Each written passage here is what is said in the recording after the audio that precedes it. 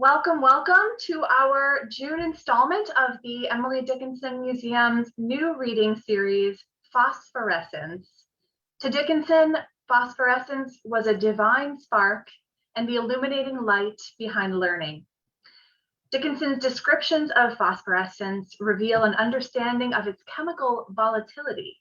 And for her to be phosphorescent was to be more than illuminating. It was to be transformative, even alchemical. This series of virtual readings runs monthly now through December, bringing you established and emerging poets from all over the world, working in diverse styles from a range of backgrounds, but all reading powerful poems that contain a transformative spark. So tonight we will hear their work, and then we're going to share a conversation with our poets about contemporary poetry and about Emily Dickinson's legacy. My name is Brooke Steinhauser. I'm the Emily Dickinson Museum Program Director. I'm here with my colleague, Elizabeth Bradley, the Education Programs Manager at the museum. And we want to thank you for tuning in. Since we can't hear your applause tonight, we hope that you will consider sharing some words of affirmation and appreciation using the chat feature during the readings tonight so that we can feel your presence. And we will take a few minutes at the end of the program for some conversation with these poets. So feel free to participate in that by adding questions to the Q&A feature as we go, or again, via the chat function. I would also like to note that we're using auto transcription this evening. These are transcription is generated automatically by the Zoom platform. So there may be some quirks to the transcription, but it is a great option and you should feel free to use it. Or if you'd rather not use it, you do have the ability to turn it off by using the tool down below. Our full program is going to last about 1 hour.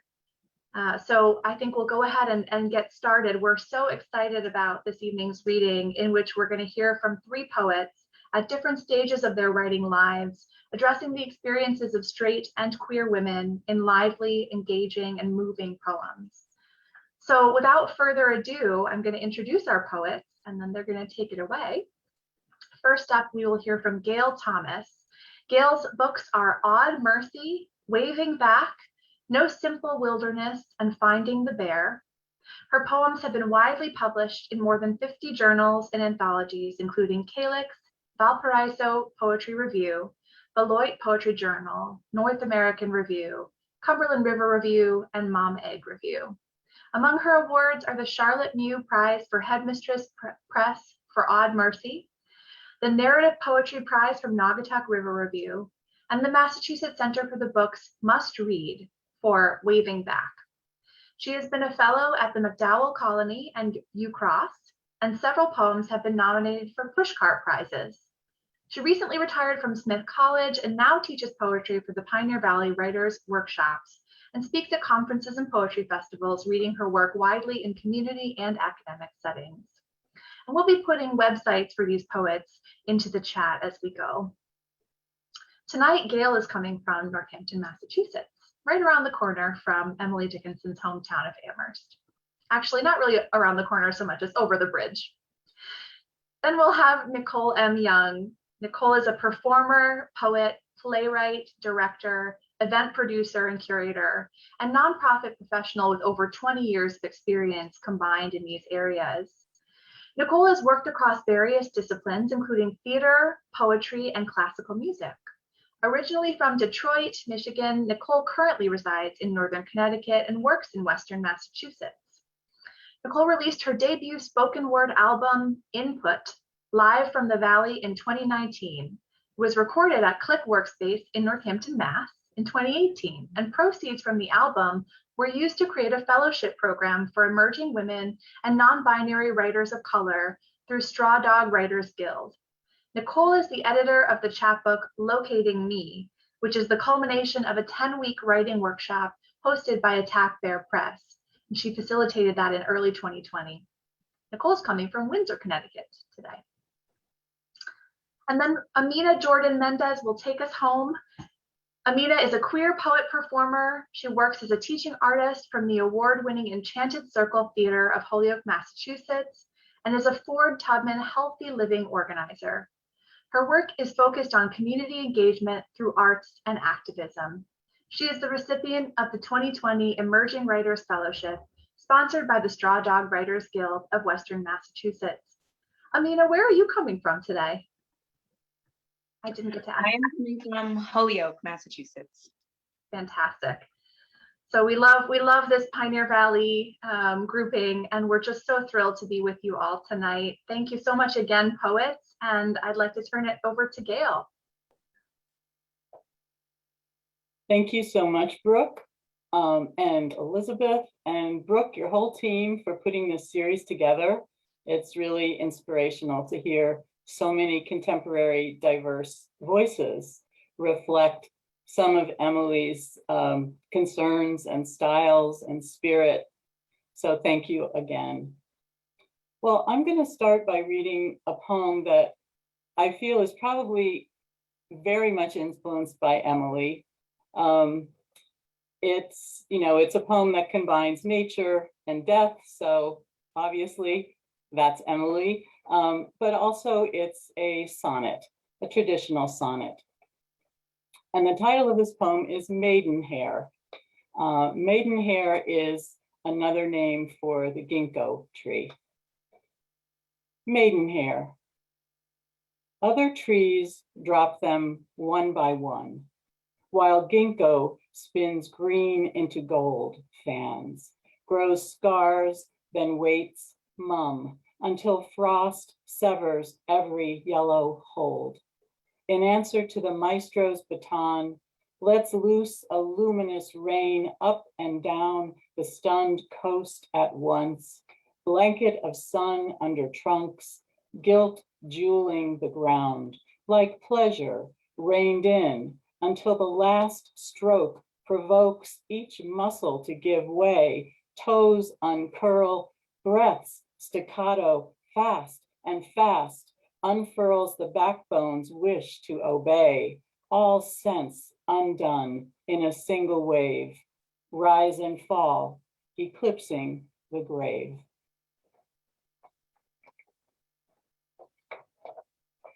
I have a real passion for ginkgo trees.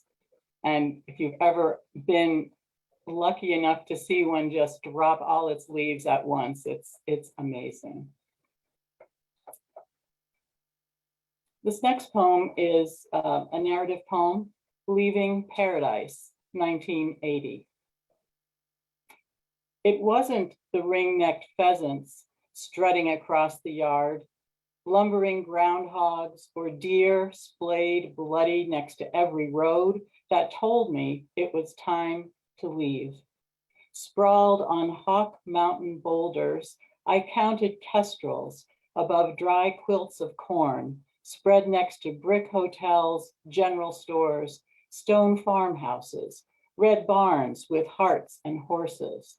I played ring toss in every country bar, lined with jars of pickled eggs and jerky, shopped farmers' market stalls tended by pink-cheeked Amish girls in white aprons, hair pulled tight and braided under capped buns.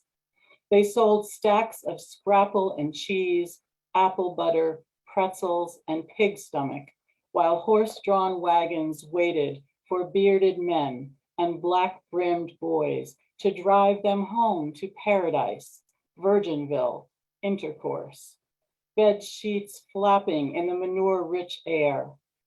Inside my thick-walled house, beams stained with ox blood, tradition echoed in red ware pottery, pierced tin cupboards, blue and white crocks with stiff-necked plump Dutch birds. But there were no women like me. Lured down highways, splattered with billboards, past the sprawl of malls and smokestacks, I searched for them in bookstores and meetings, women who lived in disguise, a man's wife kissing another man's wife. Let me be clear about this yearning, its embers stoked by more than a juicy bite, more than feminist books devoured like bread, more than the company of other mothers alone at night, their men working late.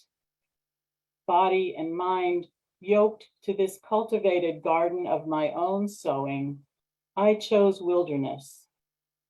When I packed up my babies to leave, fear came too, but I was never kicked out.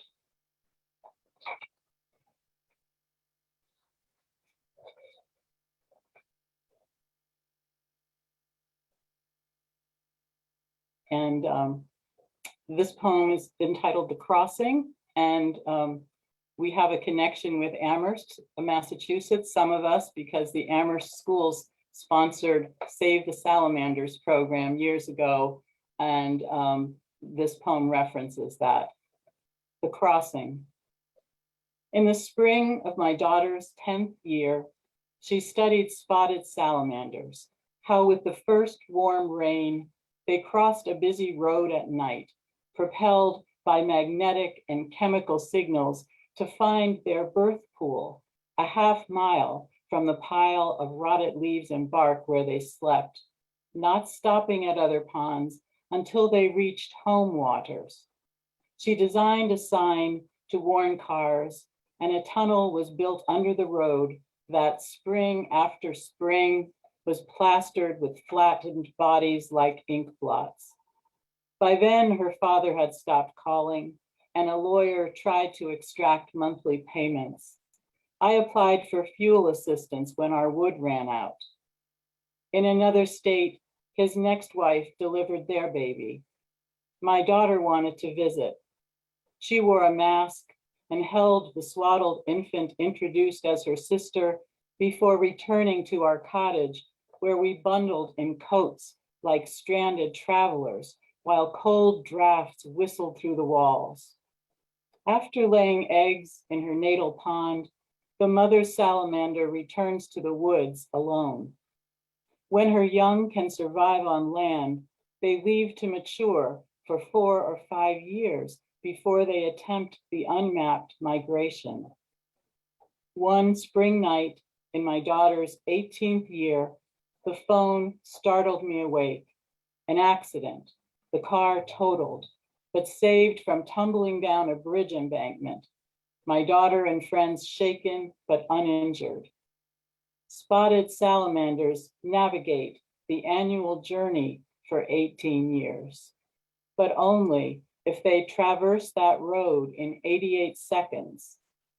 18 years of predators, drought, freeze, the eager hands of children, but only if they survive the crossing.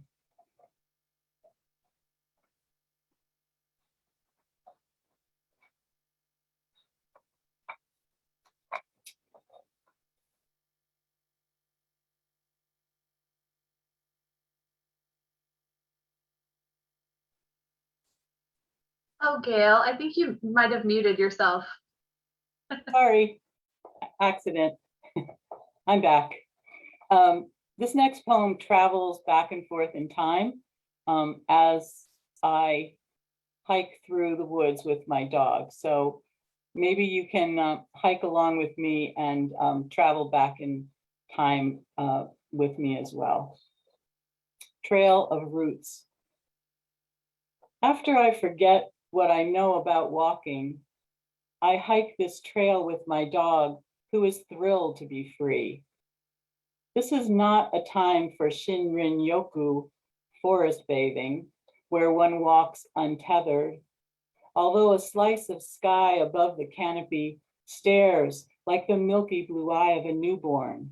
My eyes focus only on feet, what lies beneath and ahead. Tangled web of roots, coarse like bruised veins at every angle, matted leaves layer 1,000 years of dead news, punctured by scarlet mushrooms and waist-high wings of ferns.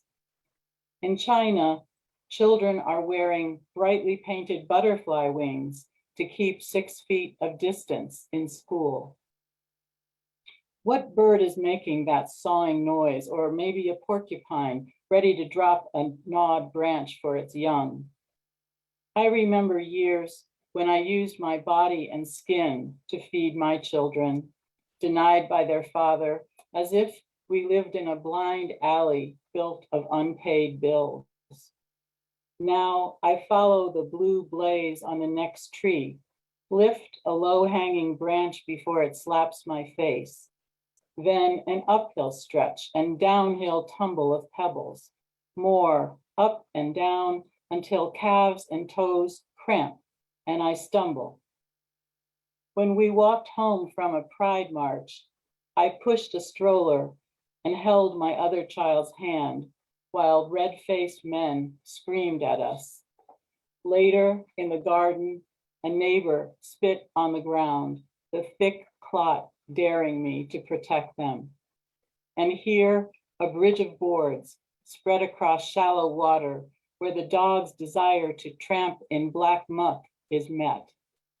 An orange newt skitters over a decaying stump, home for larvae and beetles. Sweating, I tear a wide frond of fern to swat gnats that swarm like the bullies who taunted on the school bus. You're dykes, just like your mother. The lovers who came and left like borers leave sawdust around my heart. Blocking the path, a storm-struck white pine stretches like a corpse. I hoist myself over its rough bulk, balance, then straddle before landing on solid ground. Flecks of pine wings rain down, souls of dark-skinned boys, child soldiers, girl brides, babies lost at the border, unmasked and innocent. The dog bounds back to check on me, then runs ahead, nose to the ground, on the scent of something I cannot see.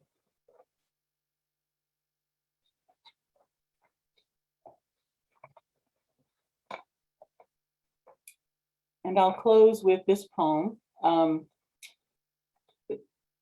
In Gaelic, there's an expression for the beloved, Acoustic Mcrae, and Acoustic Mcrae literally means pulse of my heart.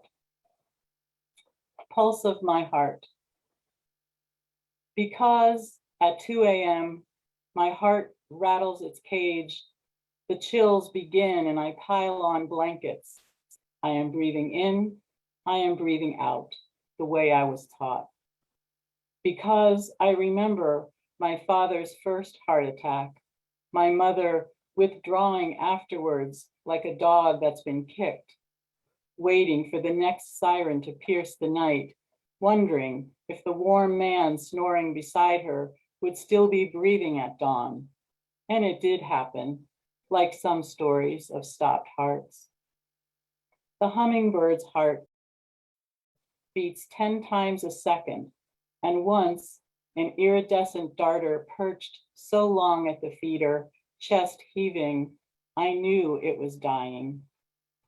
Because when my mother was pregnant with me, she found her father dead of a heart attack in the kitchen. Every day, a neighbor gave me bottles, bathed and rocked me, because I must have absorbed her grief, imprinted by the absence of her smell and touch. In early photos, I am rarely smiling. Because I carry my own twisted grief, the deaths of 3 lovers, the youngest outrun at 30 by seizures, surgery, and cancer's return. She asked me to take her deep in the woods and leave her, like an animal, like an elder laid out on an ice floe. The octopus has 3 hearts, one which stops beating when she swims, so she crawls to stay strong. After she lays and tends to her eggs, death comes slowly.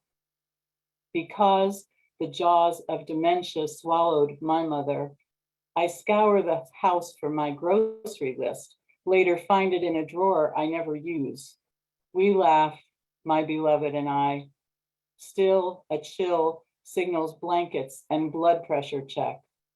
Because later in bed, I reach for my Acoustic Mcrae until the pulse of my heart settles its weary beat. The blue whale's heart, the size of a small car, beats once every 10 seconds. After death, it takes decades to decompose, sustaining millions of creatures. This is my body. Take of it and eat. Thank you. Thank you.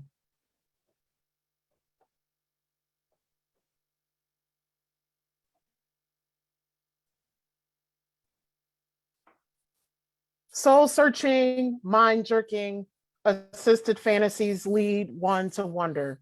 Heart aches, beats break, awkward interactions lead to questions one is uncertain they want answered. Minutes pass, hours pass, days pass. Delusions continue to contend with reality. Love from another, the hardest to gain. Love of another, the hardest to abstain. Love for another, the hardest to remain. My desired affections, parodies of love pursued and possessed only in dreams. The love pledged through conjured fables will one day mature into a mutually adored, co-authored beginning. My name is Nicole Young, and I am a poet, playwright. I work for the Women's Fund of Western Mass. I've been in Western Massachusetts now, it'll be about 14 or 15 years. I've lost track. It's kind of like when a best friend becomes a cousin after you've known each other for about 7 years. So I feel like Western Mass is this lovely family member. I am so blessed and privileged to be here with two poets that I highly admire, Gail and Amina, and that I highly respect and very much look up to. So Gail, thank you so much for first approaching Amina and I to do this particular opportunity. So the poem I just read, What May Be, a little bit about my work. I'm originally a musician and a theater artist. And when I moved to Western Mass in 2007, I joined a writing group just to get to meet people. And I've never written anything creative like this in my life. And using journaling and poetry and prose was just this like exploration of the self. I did most of my dating here because I moved here in my late 20s. I grew up a lot in this area. And the writing is informed pretty much by the journey that I took living in Western Massachusetts. The piece that I just read was inspired by a lot of the loves and crushes that I had since living here, and just also some of the things that I found out about myself. The next piece I wrote, I also not only write about forlorn love and discovery of the self, I write a lot about mentoring and passing the torch. And the next piece after Audrey, which of course is named after one of my favorite poets, Audre Lorde, praise the Lord, is kind of that handoff. So the next piece I'm going to read is after Audrey. To the little girl who grew up to be invincible in a world that deems her invisible.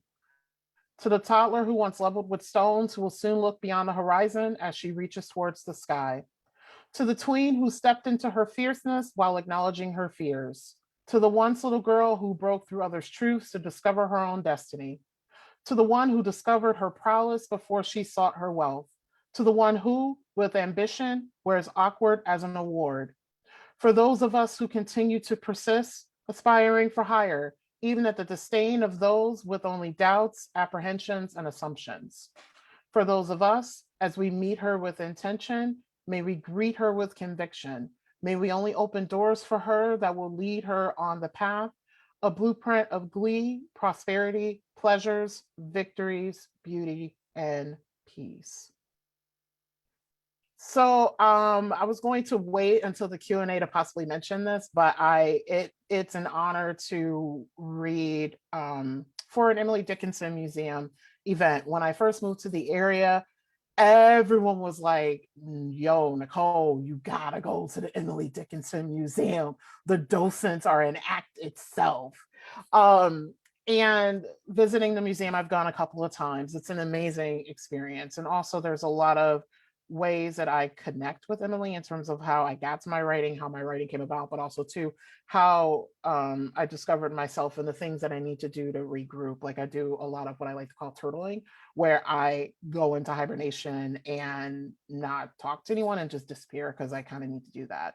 But I can't wait until we kind of open up a little bit more because I'm waiting to go back to the house, to the homestead, and reacquaint myself with Emily's desk and her dress and the tour and the story of her brother and his lovers.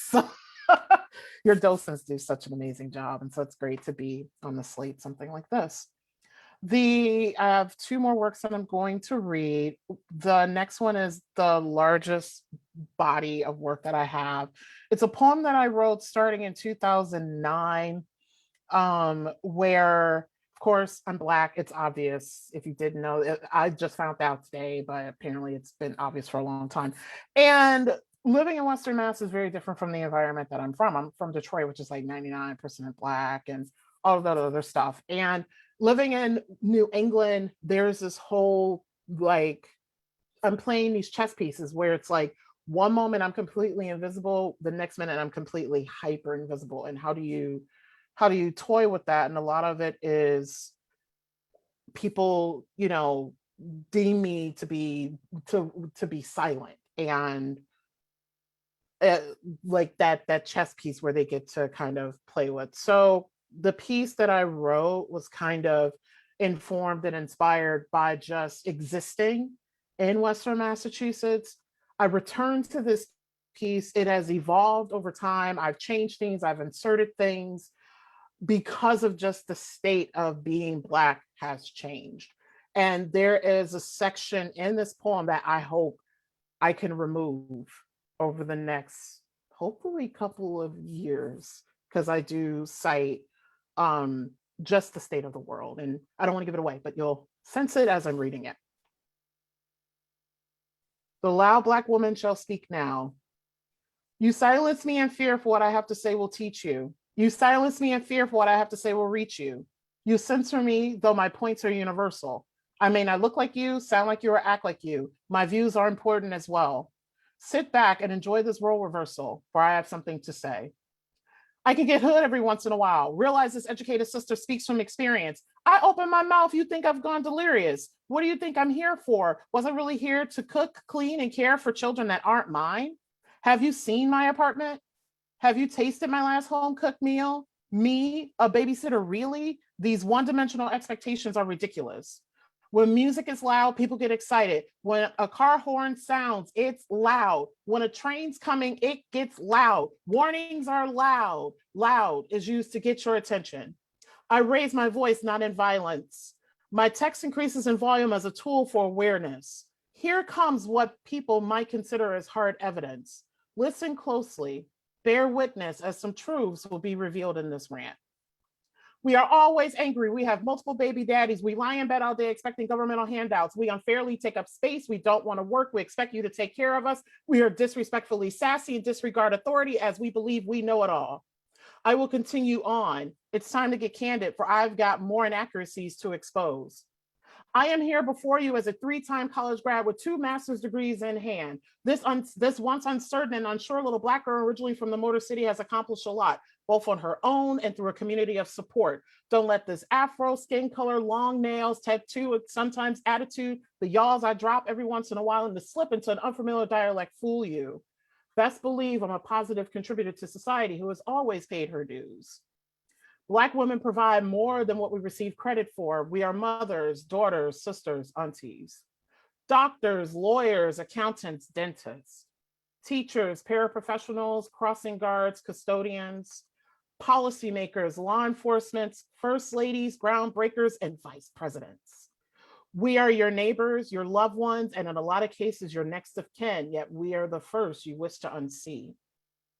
And I'm tired of my sisters being murdered. Until their families and loved ones get justice, I will invoke their spirits from the grave.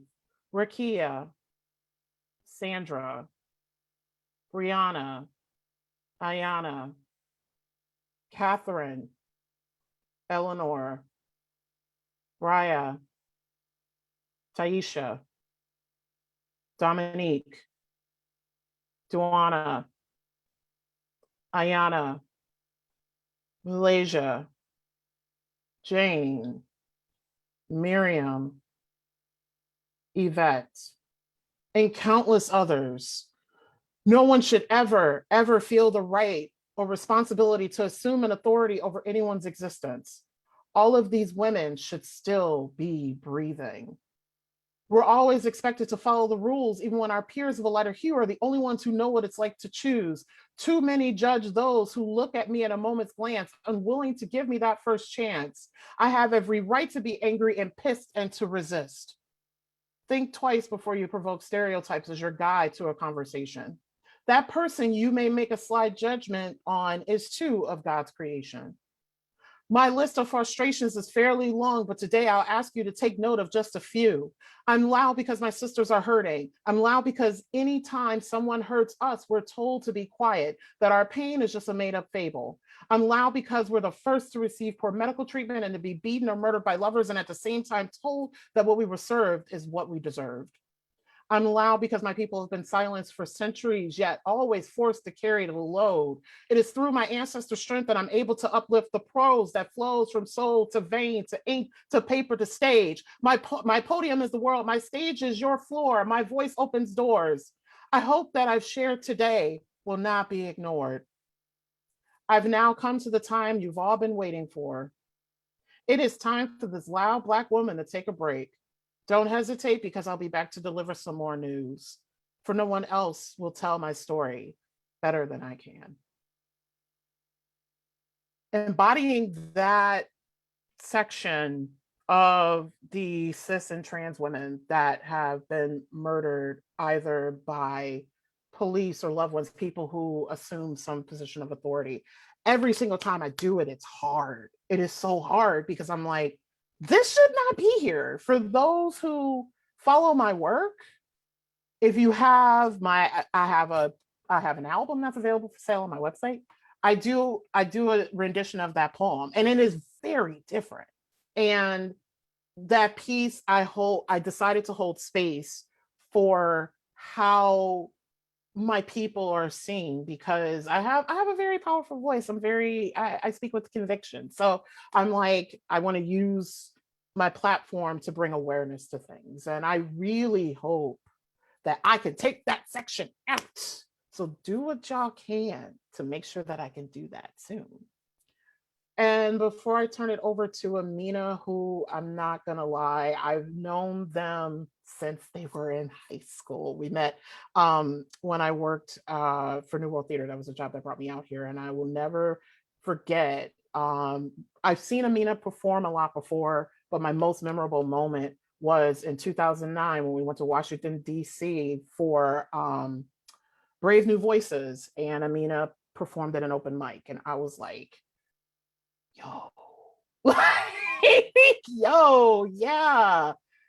And and it's just, I look up to them a lot. And then Gail, like, just what you've done in terms of the publishing world, and also supporting and uplifting and passing the baton, I hope to continue to do as well. So again, it's just such a privilege to be here with such amazing humans that exist in our world, and we have them here within our backyard. So I'm going to close with the piece, I Was There. Standing within shields of silence, sanctioned alone in thought, suspect of the edges of tomorrow, settled beneath the hopes of yesterday, satisfied with the loneliness of today, apprehended in a profoundness gained through this inherent voyage, becoming a whisper within echoes. There is beauty in waiting, loitering on borrowed time, by permission to sometimes exist, even in a peaceful yet painful pause. A well-kept promise to slowly to digest whatever is remaining to what lies ahead. Though I may seem absent and unable to be present, just know that without a doubt, I was there. Thank you.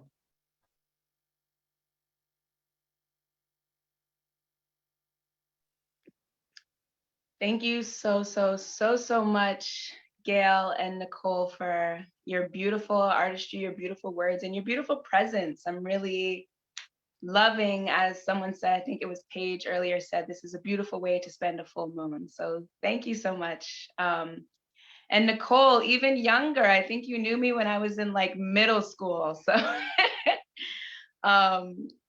thank you so much for, you know, like bringing me in that way. Thank you so, so much.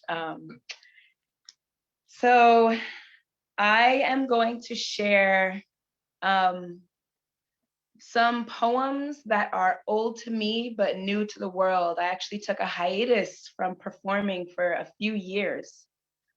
So this year and last year was really me kind of getting back into the scene and the community of sharing, and it's been amazing. So I really want to thank everyone that is coming out here to engage with poetry. I love that poetry is making its way back to the world stage again. So yes. All right, this poem is called Thin Ice. Then the smell hit me. Mommy never the best at directions, so lead the way I do. But when the smell hit me upside, made me pivot on a dime. Nah, I don't think it's this way. Really don't want it to be.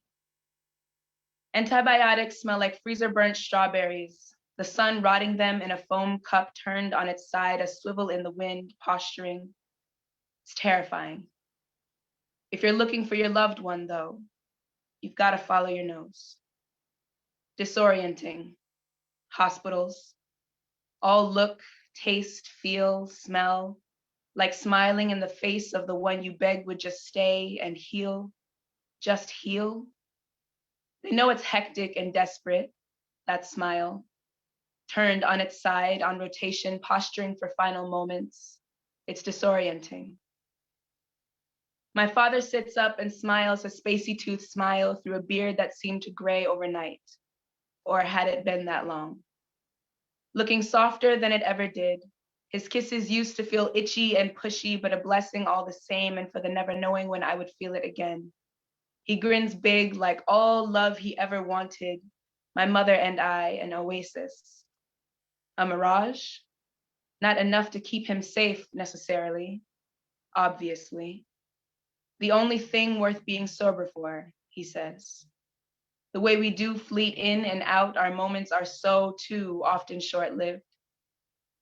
Dad does yoga and still sits on the floor at 61. I love him for it. Strumming blues and rusted orange yellows on the guitar, he sits cross-legged. He sits on the cushy hospital bed, contentedly cross-legged, and I know one day this will only be in my mind. I never wanted so bad to be a guitar in my father's lap, to curl up and be held by the father I never quite had, that I'm too grown now to have, probably actually too scared. We are too scared, hurt in the same ways. Fathers can do better, and children can try harder. It was the passing, the moment that hit me again and again. This poem is called Our Streets for New York City. F6 people white knuckle grip Black Lives Matter signs, protesting, marching up gentrified streets, stomping down war-torn avenues, the bones of our blocks. Like feet on spines, like knees on necks, like bullets in your sleep, what little bit we call rest. Revitalized by national debt and international investors that see the beauty in our bones, kick us out, scrape out the marrow, plaster over our homes with vinyl flooring with much more water resistant to the tear stains of our mourning, paint over our pain with Black Lives Matter in bold yellow, stark white, but never do Black feet walk these streets again. Black Lives Matter until Brooklyn's diverse flavor needs to make room, until downtown starts to look like Midtown and uptown's views get perused by white men in suits. A new coffee shop brings more than a new smell. We all prepare for what it entails. Rent increase, even more police, until we are gone, all gone, then no police. No police to even see the Black Lives Matter flag strung up in newly renovated buildings. No police to harass the new and innovative tenants with a tendency to argue politics of Black lives they've just so newly displaced. Move in and carve out Black space in this white invasion. Chicken and waffles on brand new brunch menu. Hennessy wings and deluxe crab leg platter with the flavors of the Caribbean. Trap house tours and less is more postings of a gem kept secret in the hood. Black resilience becomes aesthetic. Black life becomes transactional. Black bodies become inconvenient. Blackness, a $2 add-on. Keep asking, showing, being so damn human. F6 people, white knuckle grip, Black lives matter signs, protesting, marching up gentrified streets, stomping down war-torn avenues, the flesh of their shame. Stomp hard, stomp loud enough, and the flaying of guilt feels almost righteous. Like feet on needles of pine, like knees on pew, like whatever helps you sleep at night, like what would woke be without a bit of painful irony. I want to juxtapose that poem with a piece that I wrote literally in real time. I was sitting on my back porch, and it's not about New York City, it's actually about the city I live in now. But just about the sounds and the feelings and the spirit of a neighborhood in summer, an urban neighborhood in summer, just the lives all commingling with each other. It's called The Block is Hot. There's a man looking for his dog, the dog he walked out of the house with. The dog is rooting around in the dirt of the parking lot. Chiquita, Chiquita, he calls to her. And all of a sudden, the whole hood is yelling. Chiquita, he calls. Vete vaya, someone yells. Nah, nah, nah, it wasn't even all that, someone boasts. Chiquita, a baby starts meowing. Hello, hello, louder, hello. The hood is up, the hood is out, just a little riled. The energy is buzzing. Do they feel the man's pain? Where is Chiquita? Are we all looking for his dog? Chiquita, hello. There are like 3 people whistling in a 2-block radius, but one sounds like a tropical bird calling for the clout of it all. Bikes crash to the ground. Aye, a man says to a baby. The baby chuckles. And all of a sudden, the whole hood is laughing. 2 men on the back porch. I guess it really was even all that. A woman's roar tumbles out a window, lands on the sidewalk like a kickball in a puddle. 2 kids strolling through get splashed, and now they're laughing too. Chiquita! Are we all happy to see her? Are we all happy dad is home from work? The whole hood is here. We are up, we are out, we are up, we are here. When it rains on you, baby, it rains on me. When you smile. I feel the sun too. The hood is a rhythm, a block hot, charged up, carrying the power of the sun. Like Black Panther's suit, when pressure is applied, we feel that. We feel that hit too. The block is an amalgam of hot steel, heels digging in and laughing children. The block is a song in stereo, is a babe dancing in vitro, is a mother eating for 2, is paved and unpaved roads that carry all of our woes and sing them back to us on thick and rainy days when our apartments seem to float. Is a man with Lucy's and a boy with candy. When you thrive, we thrive. When you die, we die. When you leave, we notice. When you back, we say, oh, look, dude with the busted Honda is back. Yes, we play your car louder because that is my jam. And though the block is hot with grief and disappointment, has our son's blood stewing, thoughts of clout chasing and retaliation, it is a beautiful place.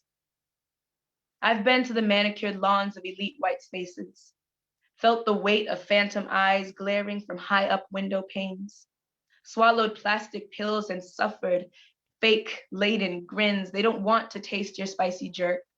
They don't want to smell your loud. They don't want to hear your child singing. They don't want to feel the rumble of your bass or watch your grandmother turn 90. This rattles them. The livelihood of it all, the out in the open, raw and unfiltered, authentic and brave lives we live. The deep set flavors of our stew, our dance, the volatile nature of our fights, the ancestor songs of our hoods and villages. The block is hot, and yeah, sometimes it's a lot to handle. but a lot to handle like a car with swift acceleration, like earrings heavy with too much gold, like too much gravy on curry goat and rice, like extra hot sauce, extra white sauce, like walking to the limbe lady in 98-degree heat, like being loved on your birthday, like apologizing to your daughter, like crying in front of your son, like a hug that you need most, that breaks you but holds you up as you crumble. The block is hot like the sun, sizzling and popping, and we are all firebenders, fire breathers, trailblazing along, keeping cards close to chest, we all playing from the same deck. Chiquita, we shout. Hello, we whine. It is time out of time sitting on your porch, watching the lost dog trail behind her owner, watching the exhausted mother drag groceries and a baby, watching two boys practice manhood rights, watching the hood unravel and weave itself back together, waiting for the rain. That brings me right back to that beautiful night. That was such a beautiful night. My whole neighborhood was just glowing. This poem was inspired by the stylings of Gil Scott-Heron, who is absolutely one of my favorite poems of all time, poets of all time. And it's called I Am Not a Thing to Be Hurt. It's for Breonna Taylor, George Floyd, Ahmaud Arbery, Tamir Rice, Mary Turner, and my heart. I am not a thing to be hurt, not a worm in the dirt, not a swift buzzard fly, not a bottle. I am not a thing to be worked, corkscrew or red brick, luxurious poached fur or person on last dollar. I am not none of that there, though to be good and fair, those are things not deserved to be hurt either. I'm not a crab in a barrel, and not an egg scrambled or boiled, not rotten or refuse. You're just used to having things stuck in the corner of your eye. You confuse Black lives for your father's ghosts and the ghosts of your father. The point of a pin, a thin hair's moment when you collide into my picture, painting targets where once thoughts were rooted. I am not a goat or an anchor, not brown countries or stock markets reaping off their sweat, not a skinning knife or gold jewelry, not a badge on taxi or murderer, just a sweet living thing, trying and trying to get over, caught in the corner of your eye. I am not an addict, not shamed or unlearned, not an immigrant worker or kidnapped child. That is to say, none of us, not a single one of us deserve to be killed to feed rat, bull, or reptile.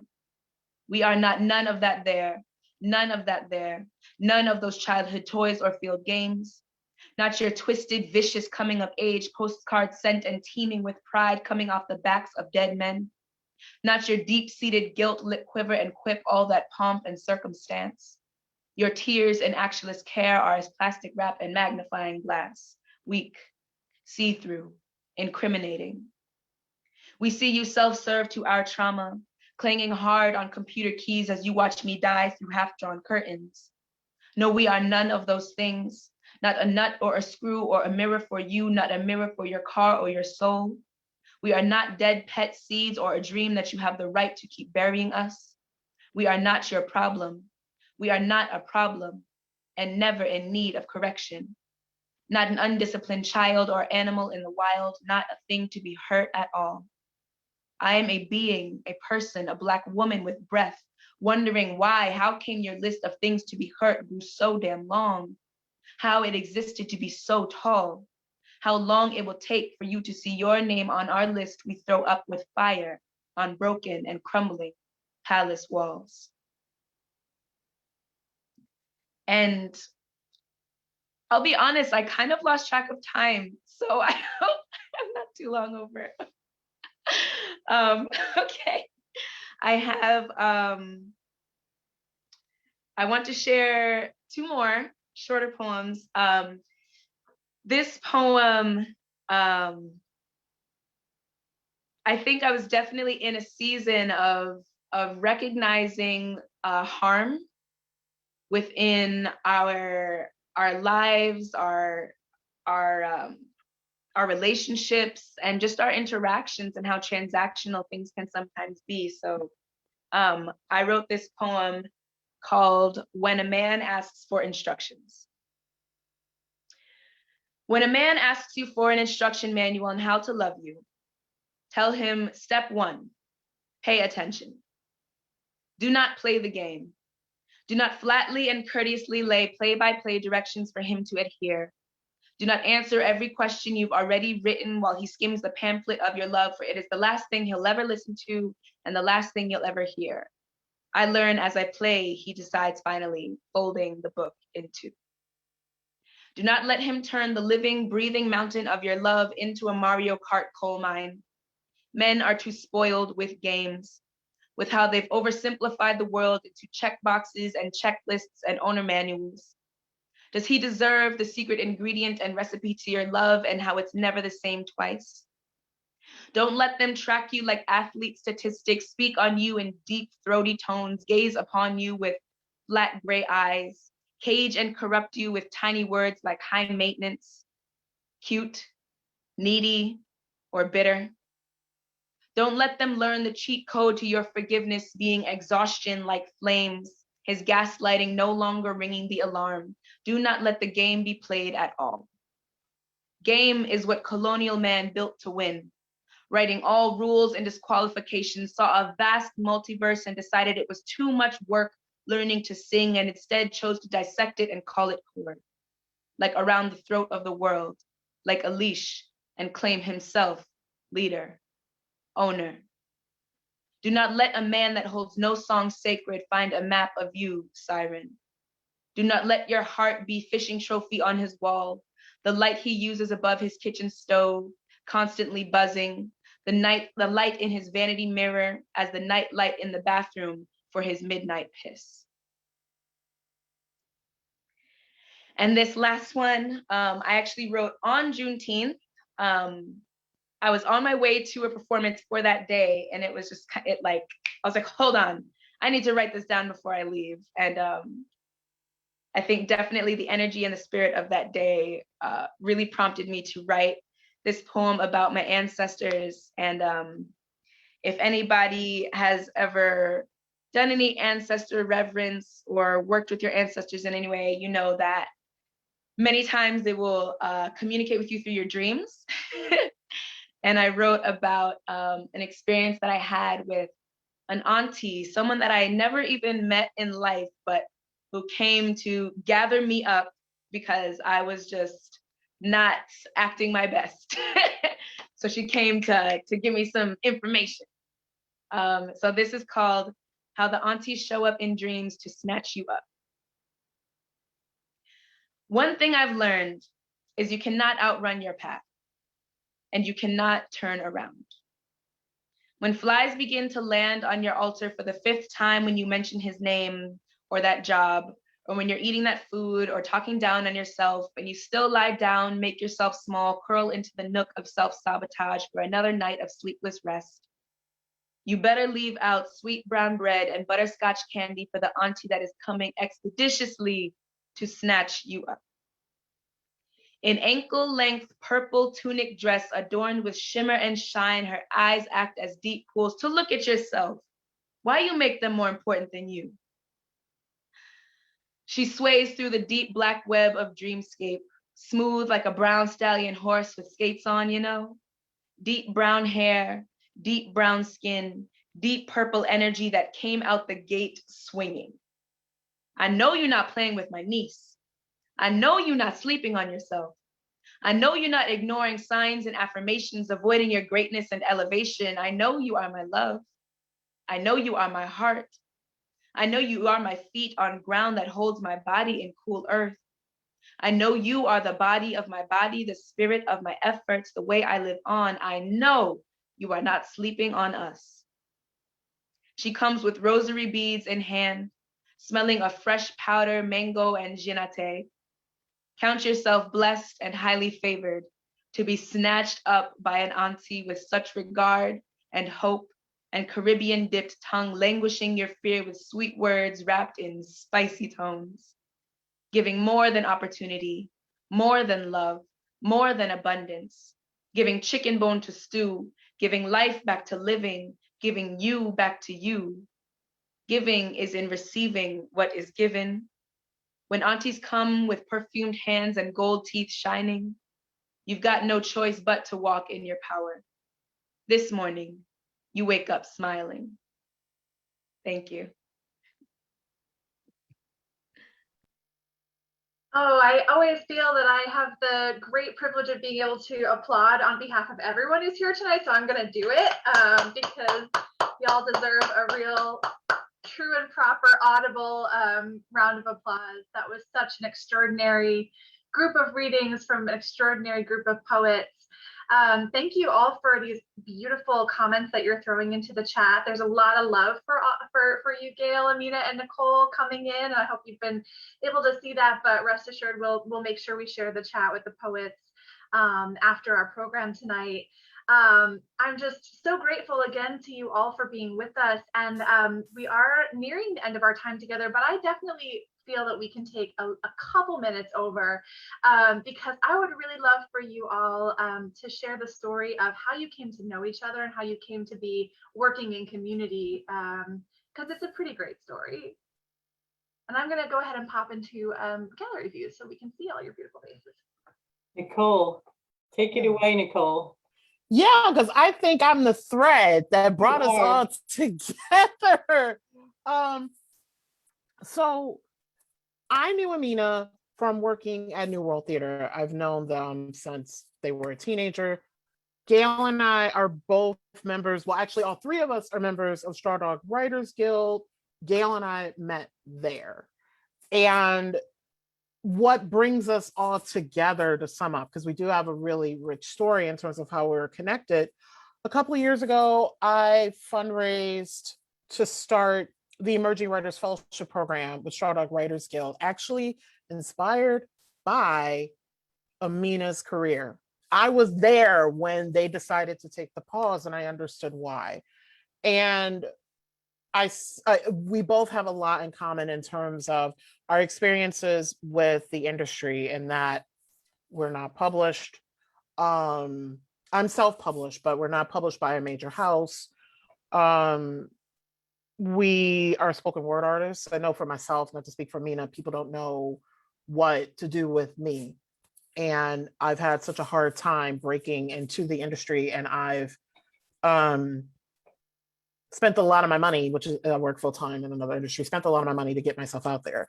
And I wanted to create a pathway so that poets like me don't have the same afflictions. And I created the Emerging Writers Fellowship Program. Amina is the first fellow for the program. When Straw Dog announced the program, Gail was the first one to reach out to me and was like, when this program launches, I want to be the first mentor. And Gail proudly serves as Amina's mentor through this program, which Amina just wrapped up their time as a mentor, as the fellow. And you know what's actually funny too is before that Gail and I kind of virtually formally met, because obviously pandemic and everything. I actually attended a publishing workshop, Gail, that you hosted for Pioneer Valley writers. Okay. Mm-hmm. Yeah. Mm-hmm. So I remember Nicole being like, I want y'all to talk ASAP. I was like, oh my gosh, that's good. You know, I was like, I get this wealth of knowledge like right here. Oh my gosh. So it's funny how there's so many points of connection. Yeah, because Gail is and has been where I want to be. And so I just figured that, why not for the fellow for this program? Gail is very well accomplished, well published, and very regarded in terms of poetry in the country. And I was just like, this is just such the perfect pairing, because Gail is great at understanding the publishing world and also too understanding craft. And I couldn't think of a better person to serve as the first mentor for this program.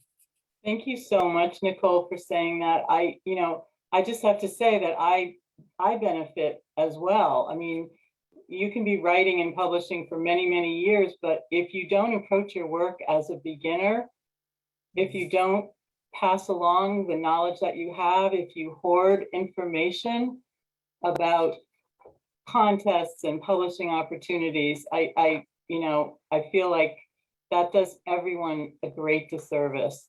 And when I started working with Amina, I was just, wow, this is a fresh, young, fearless voice who is immensely talented and has such an instinct for rhythm and metaphor, and all of the craft points are there. And I felt like part of my mentoring has to do with helping Amina translate spoken word to the page. And that is not always easily accomplished, because when you've got the page, reading a page of poetry, you cannot hear Amina's voice. You don't get the pauses. So there's so much that can be done with pacing and pauses and formatting on the written page to help move her strongest qualities along. And so we work on individual poems and talk about what are some publishing options, and what.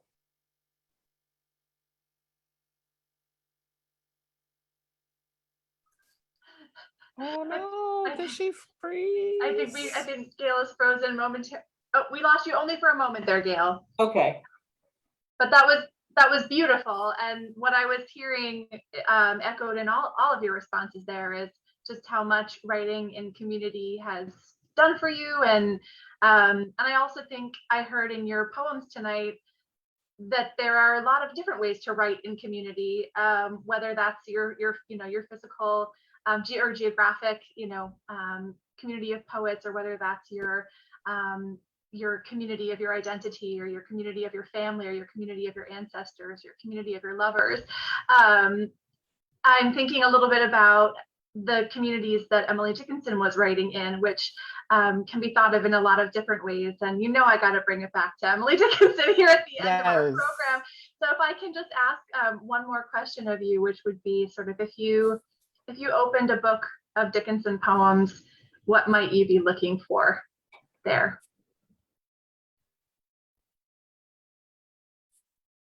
Well, one of the things that I look for, and that has inspired me about Emily's approach to craft, is that she's revolutionary. She was a revolutionary poet. When her work came out, people didn't know what to do. Her work seemed very strange, with the use of dashes and capitals and spelling. Like, what is this? This doesn't look like traditional poetry. And so, we might say the same thing about performance and spoken word poetry. This doesn't look the way that poetry should look or has looked for generations. And so I like to think about the way that her work shakes up the world, the traditions of poetry. And I mean, you can take a poem of hers like Wild, Wild Nights, and it can be completely modern, completely contemporary. Or, After Great Pain, a Formal Feeling Comes, or I Heard a Fly Buzz. Those are just have such a modern sensibility.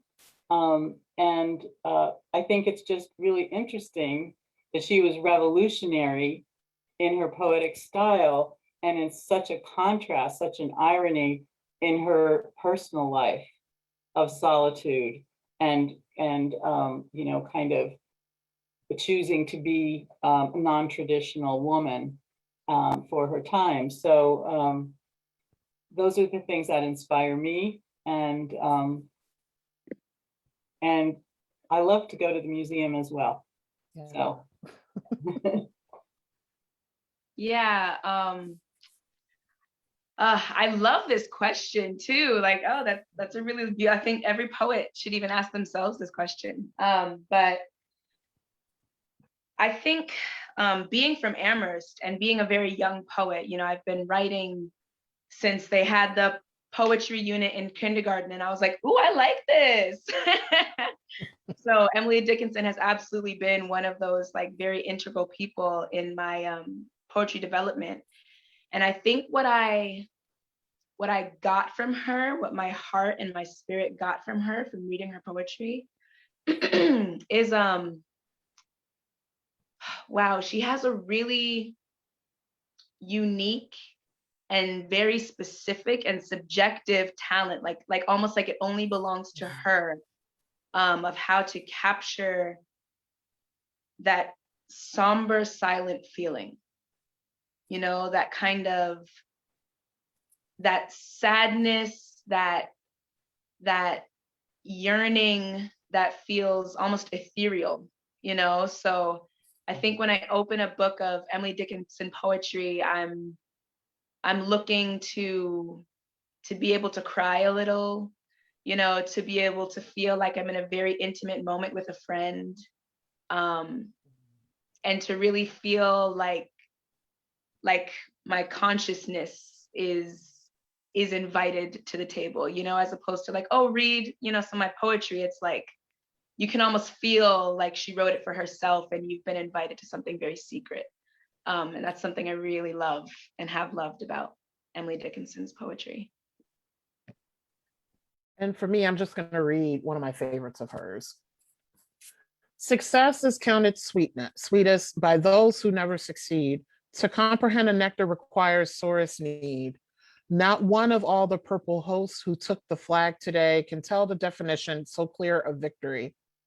As he defeated, dying, on whose forbidden ear the distant strains of triumph burst, agonized and clear. I like her rhythm and just what she can do with a stanza. The story that she can just put in one stanza with just a few words. The image that she could evoke in like 1, 2, 3, 4, and 16 words. I want to be able to do that. Like, I want to be able to tell a very comprehensive story in so few lines. Like, that is something that I think is Emily's gift, is just being able to be so tightly concise and tell such a complete story with so few words. And a true economist. I feel that way too, Nicole. That has always impressed me about her. And a true revolutionary, Gail. And I loved what you said, Amina, about having your consciousness invited to the table. This has just been a real thrill. We are over time, so I'm going to draw us to a close. And I just want to again reiterate how much we appreciate our audience who is tuning in, and a huge thank you to our poets tonight, Gail Thomas, Nicole Young, Amina Jordan Mendez. There are some books that you can buy, so be sure to check out more information about these poets on our website. The event page for this program has links to their websites and information about their social media handles. And we also recommend checking out amherstbooks.com for buying your books of poetry. That's our beloved local bookseller. We hope that you will join us again for more of our upcoming remote programs. Tomorrow afternoon, actually, you can take a virtual jaunt through Dickinson's Garden with Marta McDowell, or next week, you can join Elena Smith, creator of Apple TV's hit show Dickinson, and biographer Martha Ackman. They'll be sitting down for a cocktail with our museum executive director, Jane Walls. So lots of good things going on. And of course, we will be bringing you next month the July installment of Phosphorescence, which features poets Jacqueline Valderrama, Ida Stewart, and Lynn Thompson. So to learn more about these programs or to sign up for our monthly mailing or make a donation, visit emilydickinsonmuseum.org. We are wishing you a very happy Pride Month. And until we see you again, we hope you take good care of yourself and of each other. Thank you so much. Thank you. Thank you, everybody. Thank you, Brooke. Thank you, everyone, for coming. Mm-hmm. Take good care. See you soon.